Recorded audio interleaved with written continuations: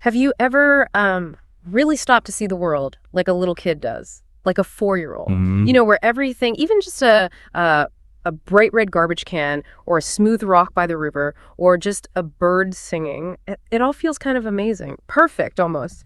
That ability we all have deep down for just being there in the moment. Well, it's still in us. But then, life happens, modern life. It just pulls at us constantly, doesn't it? The calendar's overflowing, the phone never stops buzzing, and there's always this endless list of things to do. It pulls us right out of those moments. So today we're doing a deep dive into the happiness of being present with loved ones. Quality time matters most. And our mission really is to explore how being truly present with the people who matter isn't just like a nice thing to do if you have time.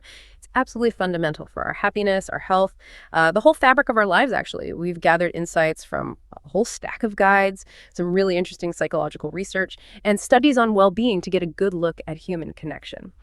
And to start off, okay, here's what gets really interesting. We looked at this fascinating German study. It compared different ways people try to find happiness. And get this, it found that people who went after social goals, things like making time for friends and family or helping other people out, they actually became more satisfied with their lives over time. Yeah, that's right. But the people focused on individual goals, like self-improvement stuff, they didn't see that same boost. No, they didn't. In fact, the study even suggested that doing nothing was, believe it or not, better for long-term satisfaction than chasing those purely self-focused goals. It's pretty stark, isn't it? And it really highlights how basic this need for connection is. Absolutely. And what's fascinating here is how deep this really goes. I mean, we're talking about a need that's as primal, as fundamental as needing food or water.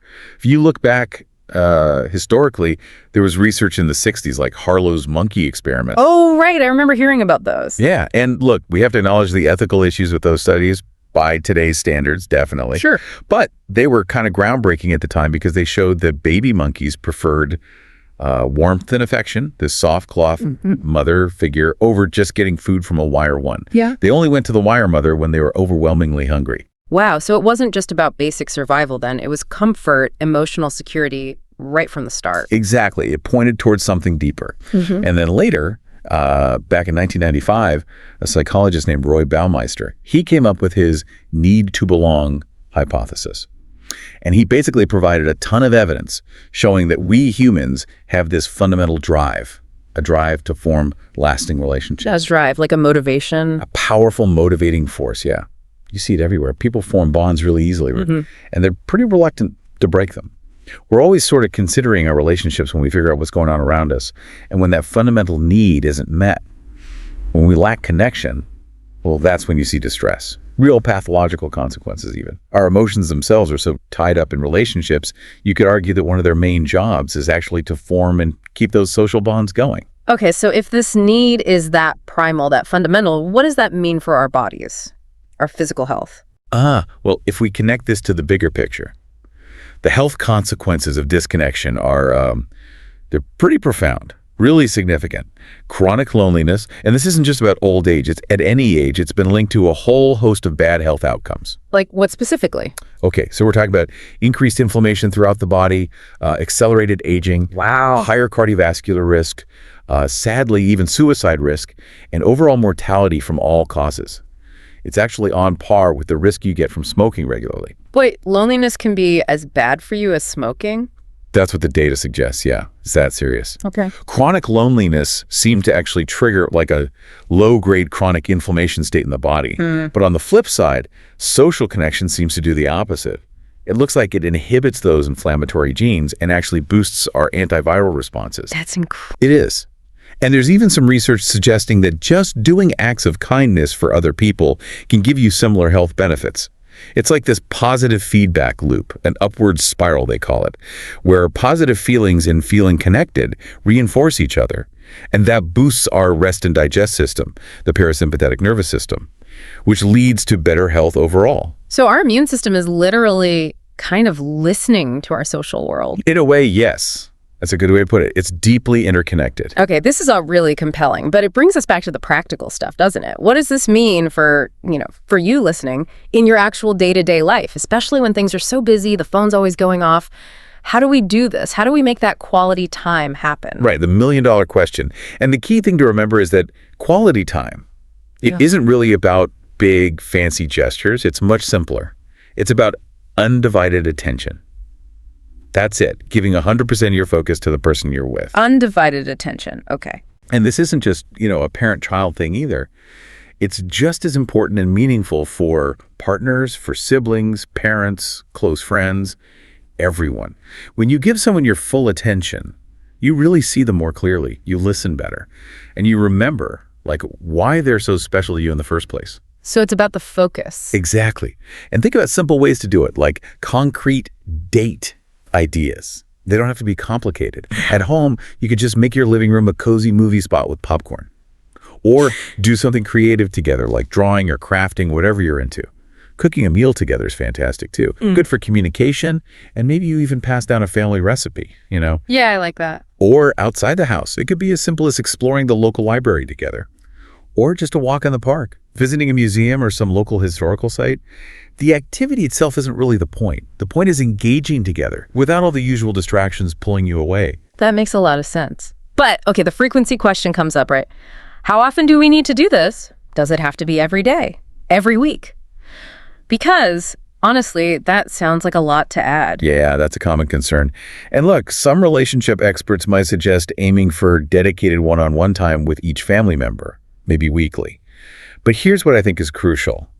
Consistency matters more than how long you spend. Ah, okay. Even just 20 minutes of focus time, no phones allowed, can make someone feel really special and connected.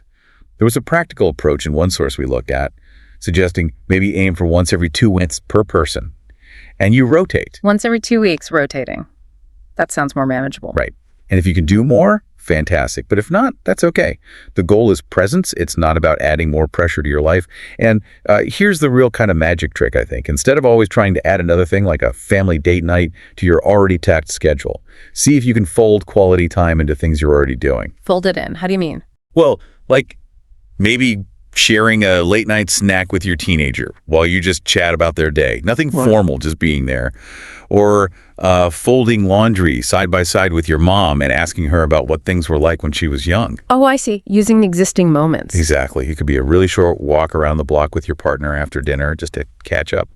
Or just chatting after meals, lingering at the table, riding in the car together, brushing your kid's hair, prepping snacks. The opportunities are actually everywhere once you start looking for them. That shifts the perspective quite a bit. It really does. I read this great personal story from one source that perfectly captured this. This person described a week that was just totally chaotic. Deadlines, errands, kids, school events, everything piling up. And they felt guilty, for not planning anything special. Yeah, I can relate to that feeling. Totally.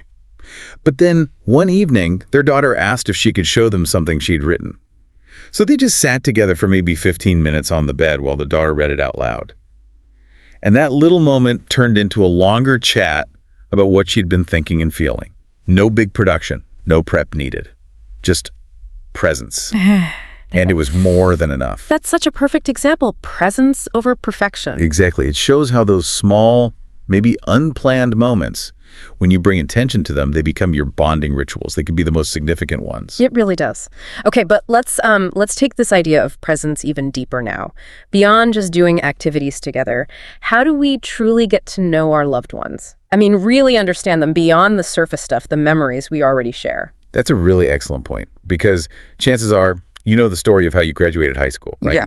Or the funny things that happened to your parents' wedding. Sure, the family lore. Right, the lore. But have you ever asked your dad what he was actually feeling on the day you graduated, inside? Or what your mom was thinking in that exact moment right before she started walking down the aisle? Probably not in those specific terms. Right. And while we know a lot of the surface memories, that deeper understanding often comes from asking about, feelings, thoughts, the lessons learned from their experiences, and digging into that. It can be incredibly rich. So satisfying, learning about the events, the people, the places, the values, the lessons that really shaped who they are.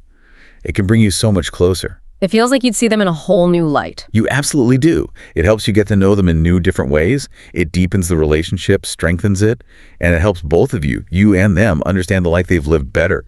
You gain this whole new appreciation for their unique story. So how do you even start those kinds of conversations? It sounds a bit intense, maybe? It can feel that way, but the hardest part is often just starting. There aren't any strict rules you have to follow. The key is for it to feel relaxed, natural. It can happen anytime, really, anywhere that feels comfortable. And it can be with anyone important to you, a parent, grandparent, your spouse, an aunt, uncle, close friend, whoever. Okay, so keep it casual. Yeah, definitely. And a great tip is to lean on open-ended questions. Questions that need more than just a yes or no answer. Yeah, not, did you like school? Exactly. Instead, try something like, tell me about your earliest memory of school, or how did you feel on your very first day? Yeah. Or ask about those specific moments we mentioned. What was your mom thinking right before she walked down the aisle? Or even bigger things. What historical events really defined your generation, and how did they impact you personally?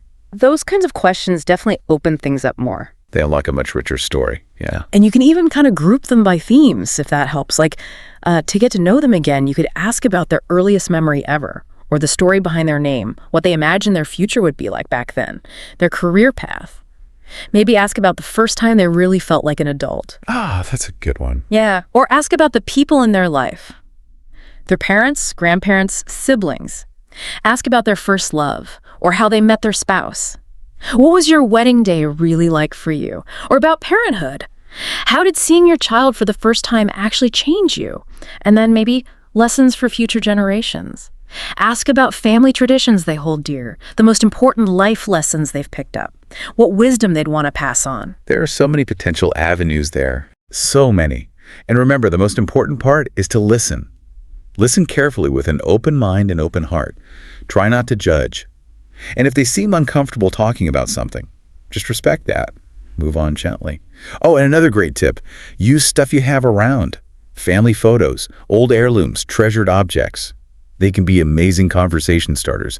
They just bring memories flooding back sometimes. It almost sounds like we're becoming, historians for our own families, uncovering these incredible life stories. But is it really a two-way street? Do we share our memories of them too? Oh, absolutely. That's a crucial part of it. When you have these conversations, it's also a chance for you to share your treasured memories of them. Ah. You could tell your mom how much you appreciated her teaching you that specific recipe, for her famous cheesecake. Or remind your dad how grateful you were that he taught you how to dries. Sharing your memories of them helps them understand how important they are to you. It shows them their life mattered, that they made an impact. That makes them feel seen. Exactly. Seen and valued. And it also helps you understand yourself better, who you are, where you come from, and thinking longer term. It can even be really helpful down the road, when families have to make decisions about how to remember and honor loved ones. These shared stories help ensure they're memorialized in a way that truly reflects their life and legacy. That brings us to a sort of bigger point, doesn't it? Yeah. How does all this profound presence, these deep connections, how does it link to our overall well-being, to living, the good life? They often hear that statistic, right? That something like 40% of our happiness is actually within our control. That's right. And this is where the field of positive psychology really offers some great insights. Martin Seligman's PERMA model for flourishing is a really useful framework here. PERMA, okay. Remind us what that stands for. Sure. It's P for positive emotion, E for engagement, R for relationships, M for meaning, and A for accomplishment. And as you might guess, that our relationships is a core, central element of flourishing. Makes sense, given everything we've discussed. Totally. It's all about nurturing those true positive relationships.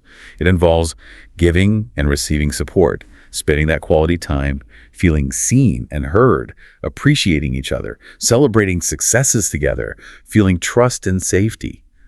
All of that. And how do the other parts connect? The PEMA? Well, they're all beautifully intertwined, really.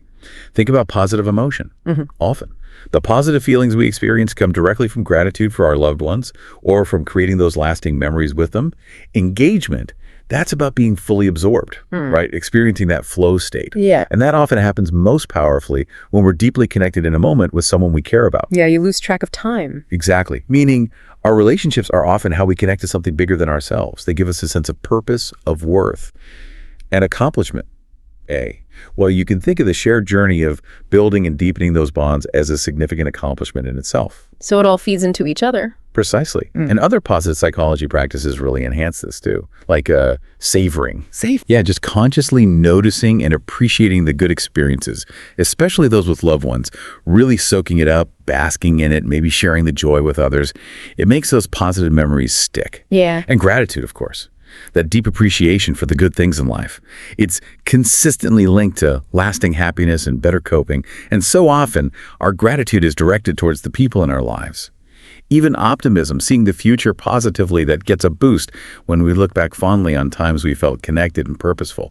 It all ties back to connection. So it's really not just about scheduling specific activities then. It's more like fostering a whole lifestyle of intentional connection that kind of ripples out into every part of our lives. Yes, that's a perfect way to put it. And these intentional moments of connection, whether they feel big or small, they lead to tangible benefits. Better communication, less stress, a more harmonious feeling in the household. They definitely decrease those feelings of loneliness, which, as we saw, is so critical for health. And they enhance our overall mental health too. These shared experiences, they build up this reservoir of positive memories, something the family can draw on when times get tough. It reinforces everyone's resilience together. That's really how a house starts to feel like a true home, doesn't it? A space that just breeds safety and affection and belonging. Wow. So wrapping this up, the central message seems crystal clear. True presence, making that quality time with the people we love. It's not just a nice extra. It's absolutely essential for deep happiness, for our physical health, and really for building a life that feels meaningful. And it's not only about the big holidays or birthdays we put on the calendar, right? It's the sum, the accumulation of all those ordinary, everyday moments where we choose to be intentional to connect. That's what weaves the real fabric of our lives. Beautifully said. So maybe think about this week ahead. Who will you choose to be truly present with, even for just a little while? Set aside that intentional time. And what unexpected treasures might you discover in their story, and perhaps, just maybe, in your own as well?